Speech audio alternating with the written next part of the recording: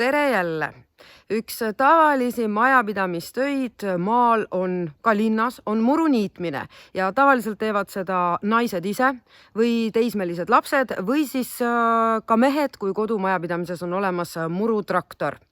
Ja minu muru on üsna suur lapike, seda ma niidan umbes 2-3 tundi sellise muruniidukiga, millel ma pean ise taga järgi sörkima ja see 2-3 tundi aeg sõltub siis sellest, kas ma niidan ka kõik aia taguse, seda ma teen tavaliselt üle 1 korra. Hakkame siis täna muru niitma.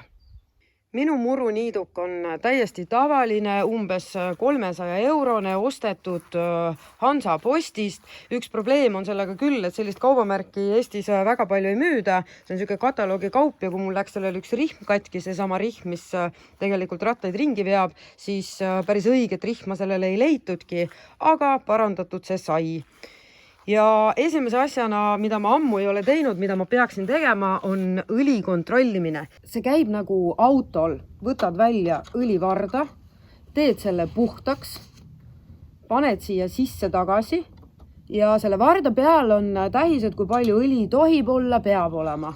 Ja mina vaatan, näete, täpselt õige tasemeni ehk et õliga on sel korral väga hästi.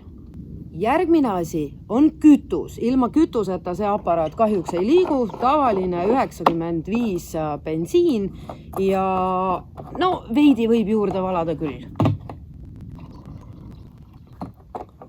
Üldiselt kulub minul suve jooksul 3 sellist kanistrit selle muruniidukiga ehk et väga hea ökonoomne, see ei võta palju kütust. Mulle on väga paljud öelnud, et mida sa sellest murust niidad, see ei ole eriti kõrgegi. Minu jaoks on muru kõrge siis, kui tuulega 24 meetrit sekundis ma näen muru liikumist. Ja teine asi on see, milles osas ma olen täna väga nõrk, on see, et mida madalam muru, seda vähem puuke.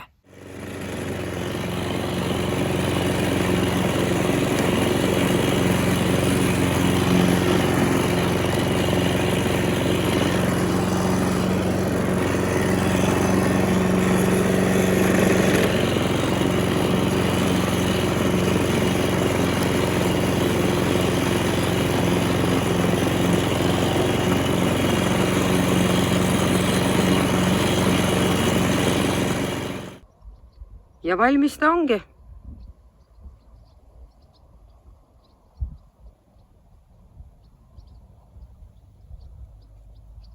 Muruniitmise lõpetuseks üks väga oluline asi. Ära jäta tööriista mustaks. Ühtegi riista ei tohi mustaks jätta, see tuleb puhtaks lakkuda, sest muidu tuleb mehega pahandus. Minu niiduki puhastamine on äärmiselt lihtne.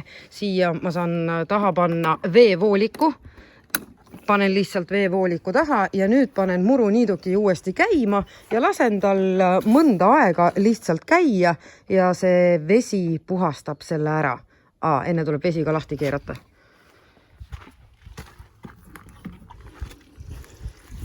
Kuulete, soliseb siin all.